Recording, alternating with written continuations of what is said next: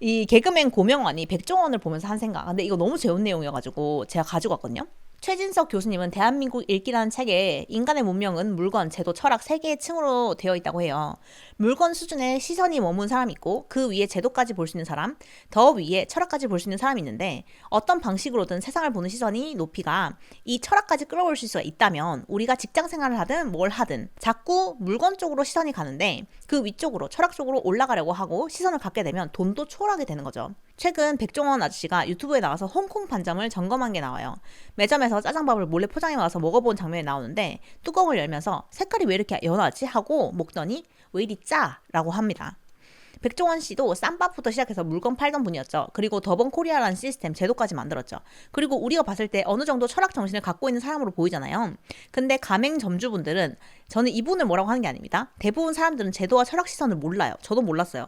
가게 4개를 말아 먹었을 때는요. 저도 물건만 보면서 여기서 돈을 어떻게 벌까 고민했어요.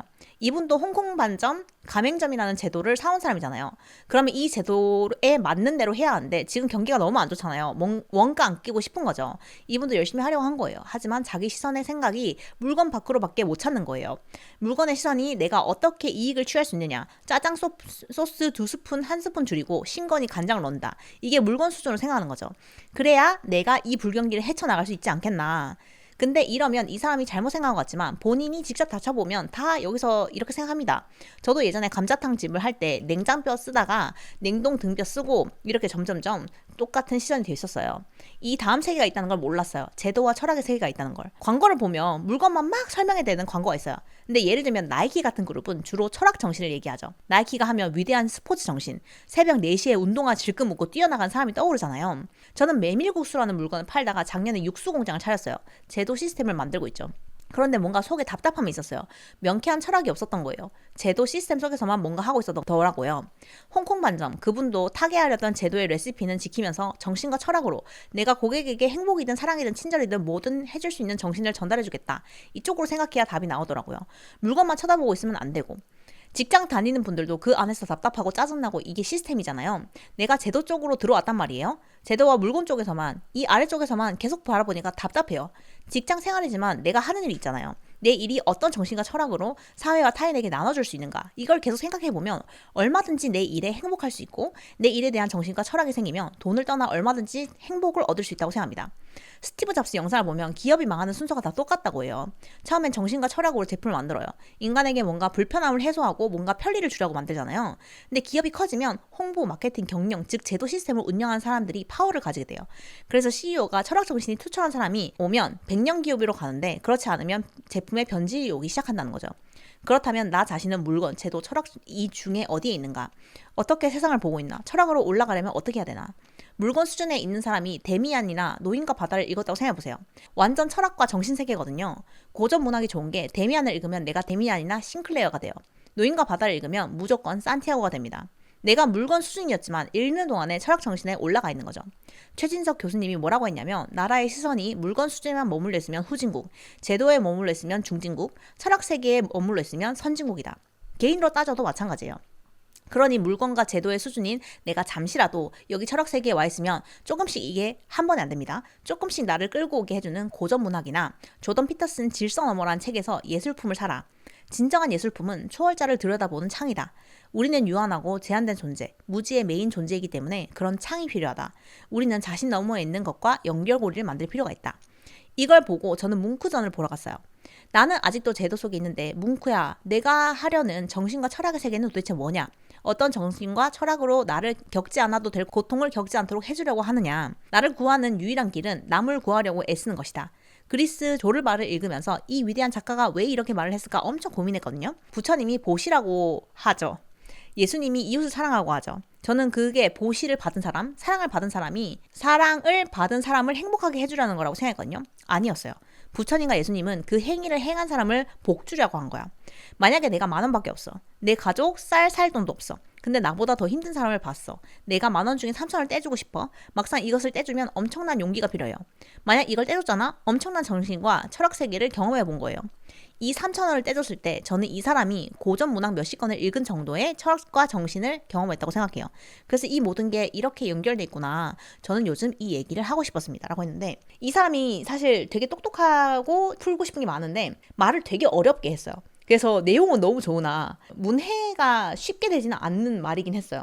근데 되게 멋진 말이라고 생각했던 게 뭐냐면 약간 제가 일을 할 때 좀 저는 그런 게 있거든요. 저는 일을 할 때 제 이득을 생각하잖아요. 무슨 말이냐면 물론 나의 이익을 위해서 일을 하지만 내 이익을 1으로 보고 그러니까 1로 두고 이게 내 이익이야. 이거를 제일 탑 오브 탑으로 넣고 일을 하잖아요.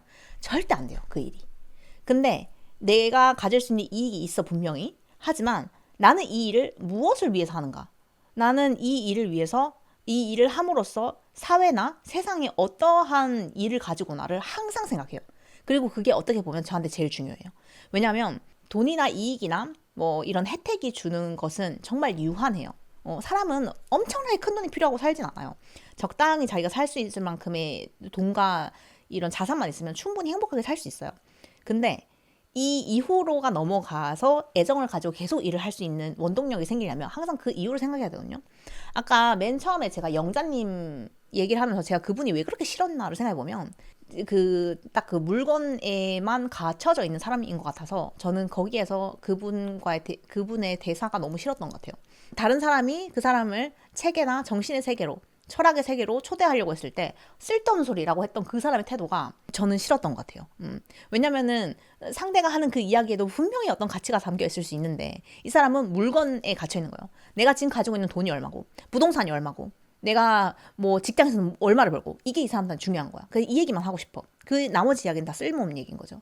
한 단계 더 높은 이런 철학이라든지 제도라든지 이런 얘기를 하는 사람에게 너 쓸데없는 소리 하지 마라는 그 얘기를 하는 사람을 봤을 때 저는 약간 이 사람하고는 수준이 안 맞아. 그러니까 나하고 수준이 안 맞아. 저 남자와 이 여자는 수준이 안 맞아. 라는 생각이 딱 들었던 것 같아요. 이 여자는 지적 이런 내공을 가진 사람은 아니겠구나. 라는 생각이 좀 들더라고요. 이 고명환이라는 분이 되게 공부를 열심히 하신 것 같아요. 삶에 있어서 고민을 많이 하신 흔적이 조금 보이더라고요. 되게 좋은 이야기였어요. 그래서 여러분들도 살면서 딱 불행한 시기가 와요. 나는 왜 이러고 살지? 평생 이러고 살아야 되나? 인생은 정말 고통이구나. 이런 생각이 들었을 때 왜 철학을 공부하면은 도움이 되냐면 철학을 공부하면 내가 삶을 살면서 추구해야 되는 목적성이 훨씬 더 명확해집니다. 그리고 어떤 식으로 살아야지 내가 잘 살고 있구나 하는 거를 훨씬 더 명확하게 알 수 있어요. 그래서 헷갈리진 않아요. 내가 뭔가를 할 때 누군가가 나를 비난해도 그리고 사람들이 그건 좀 아닌 것 같은데 어쩌고 저쩌고 이런 얘기 해도 내가 흔들리지 않을 수 있어요. 이 철학과 제도적인 이런 힘을 빌린다면. 그래서 저랑 아티가 생각하는 포인트하고 조금 비슷한 게 있어요. 그러니까 아까 그랬잖아요. 아티는 절대로 여러분한테 더 수월한 걸 주려고 하지 않는다고. 그게 어떻게 보면 아티가 만든 제도고 그게 철학이에요. 그래서 그거를 담을 수 있는 사람이 많은 것을 배워가고 그리고 한 차원 다른 사람이 될 수 있게 하는 거. 그러니까 만약에 그냥 학생이 많이 들어오고 내가 돈을 더 많이 벌 수 있어 이런 생각 했으면 아티는 이런 제도를 하지 않았겠죠. 채택하지 않았겠죠. 그리고 마찬가지로 훨씬 더 많은 수강료를 받기 위해서 막 이렇게 했겠죠. 근데 그렇게 하지 않고 오히려 반대로 하는 것이 아티가 가지고 있는 분명한 철학과 세계관이 있기 때문이에요. 그래서 저는 아티한테 최대한 오케이 그래 너의 세계관이고 난 그거를 리스펙해라고 하는 거예요. 그래서 이런 본인의 성장 포인트를 잘 모르겠을 때 이 글을 한 번 더 보셨으면 좋겠어요. 이게 생각보다 되게 심오하게 생각을 해볼 만한 이야기거든요. 저는 이게 비몽사몽 하면서 자면서 이 포스팅을 봤는데 그러니까 말이 막 이렇게 순탄하게 써있지 않아서 보면서도 다시 읽고 하면서 봤는데 내용이 너무 좋았어요. 그래서 여러분들한테 한번 보여주고 싶었어요. 뭔지 아시죠?